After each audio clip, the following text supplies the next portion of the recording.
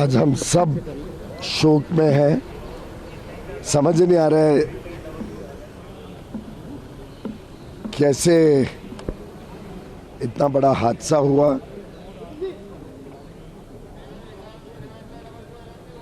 हमारे घनिष्ठ मित्र थे, हमारी सरकार में अहम पद पर थे, सहयोगी थे, महाराष्ट्र के बड़े ऊंचे स्तर के नेता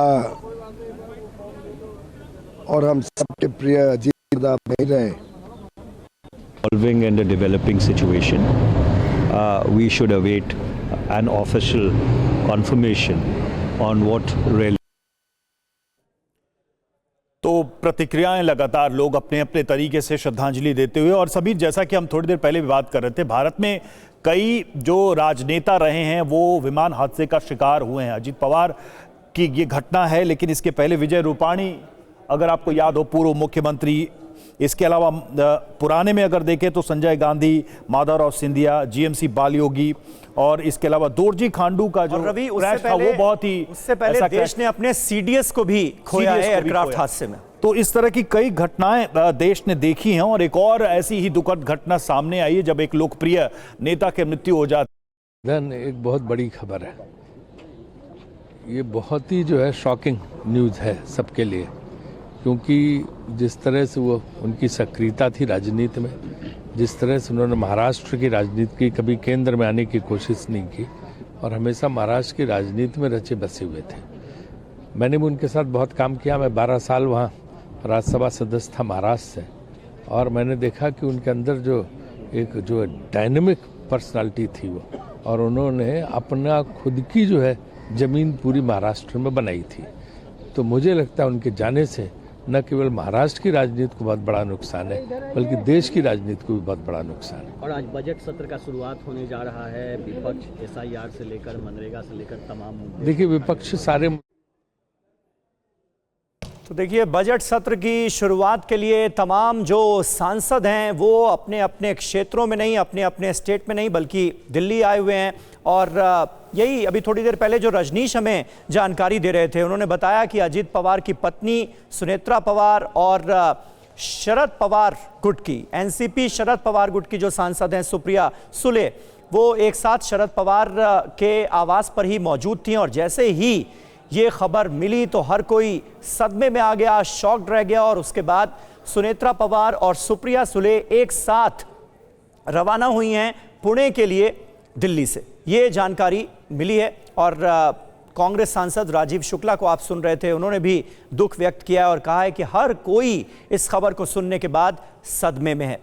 तस्वीरें इस विमान क्रैश की वाकई दिल दहला देने वाली हैं, और जो चश्मदीद हैं उनका ये कहना है कि जब विमान हादसे की खबर मिली और लोगों ने अपनी नज़रों से ये विमान हादसा होते हुए देखा तो जल्दी से जल्दी वो क्रैश साइट पर पहुंचे, लेकिन वहां पर स्थिति ऐसी थी कि किसी को बचा पाना पूरी तरह से नामुमकिन था। जैसा कि हमें घटनास्थल पर नजर भी आ रहा है, हर तरफ आग ही आग नजर आ रही है, धुएं का गुबार नजर आ रहा है। इसलिए जो चश्मदीद, जो प्रत्यक्षदर्शी वहां पर मौजूद थे, जो चाहते थे कि किसी तरह से लोगों की जान बचा ली जाए, वो भी ऐसा कर नहीं पाए क्योंकि हालात ऐसे ही थे। जी बिल्कुल। और देखिए हमारे साथ हमारे दो सहयोगी बने हुए हैं, जयप्रकाश हमारे साथ हैं, रजनीश है, लगातार वो जानकारी भी दे रहे हैं। रजनीश ने जैसे थोड़ी देर पहले बताया भी कि यहाँ से सुप्रिया सुले भी रवाना हुई हैं और अजित पवार की पत्नी भी निकली हैं। हालांकि जो एक टेक्निकल इशू वो बता रहे थे कि पुणे में विमान के लैंड करने में वक्त लगेगा। एक बार फिर से चलते हैं रजनीश के पास इसी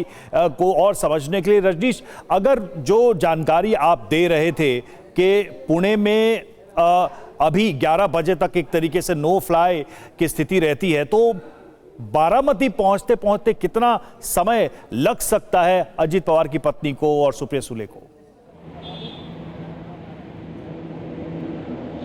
देखिए, जो सिविलियन फ्लाइट है वो 11:30 बजे के बाद ही पुणे एयरपोर्ट पर लैंड हो सकती है। डिफेंस का वो एयरपोर्ट है और 11:30 बजे तक नो फ्लाइंग जोन यानी कि जो कमर्शियल फ़्लाइट्स होती है उसकी लैंडिंग की इजाज़त नहीं होती है। और दिल्ली से भी पुणे के लिए जो पहली फ़्लाइट है वो 11:15 बजे की एक फ़्लाइट है एयर इंडिया की, और उसके बाद और दूसरी फ़्लाइट्स हैं। तो मुझे ऐसा लगता है कि सुप्रिया सुले और सुनेत्रा पवार ये दोनों पुणे एयरपोर्ट पे करीब 12:30 बजे के आसपास में ये लैंड करेंगे, और वहाँ से अगर किसी हवाई यात्रा से वो नहीं जाते हैं सड़क देवानं ही धक्कादायक आणि दुःखद बातमी आमच्या कानावर आली। अजितदादा पवार यांच्याशिवाय महाराष्ट्राचं राजकारण समाजकारण हे बेचव आणि आळणी होईल। त्यांचं व्यक्तिमत्व गेल्या अनेक वर्षापासून आपण पाहतो। दिलखुलास रोखठोक कार्यकर्त्यांना हवाहवासा वाटणारा नेता, त्यांच्या जाण्यानं महाराष्ट्रावर तो इस वक्त अगर देखा जाए, भले ही राजनीतिक तौर पर जो लोग भी विरोधी रहे हों, लेकिन लंबे समय तक सबने अजित पवार के साथ अलग अलग तरह से जरूर काम किया, और वो अपने दुख को प्रकट कर, अपनी संवेदनाएं प्रकट कर रहे हैं और अपना शोक व्यक्त कर रहे हैं। संजय राउत को आप सुन रहे थे, और इसके पहले हमने दोनों फॉर्मर जो सीएम थे महाराष्ट्र के, उनकी शोक संवेदनाएं बताई, और निश्चित तौर पर उन्होंने अजित पवार को एक मजबूत सहयोगी थे और महाराष्ट्र के वो बड़े नेता थे। ऐसी कोई कल्पना भी नहीं कर सकता, लेकिन चुनाव प्रचार के लिए वह बारामती क्षेत्र में गए थे और बता रहे हैं कि लैंडिंग के समय विमान दुर्घटनाग्रस्त हो गया। वह और उनके साथ जितने भी लोग विमान में सवार थे उनका दुखद निधन हुआ है। मैं अजीत पवार जी और जो भी उस दुर्घटना में मारे गए उनको अपनी विनम्र श्रद्धांजलि अर्पित करता हूं, और भगवान से बारंबार प्रार्थना करता हूं कि उन्हें अपने चरणों में स्थान दें। उनके परिजनों को, महाराष्ट्र की जनता को यह दुख सहने की सामर्थ्य प्रदान करें।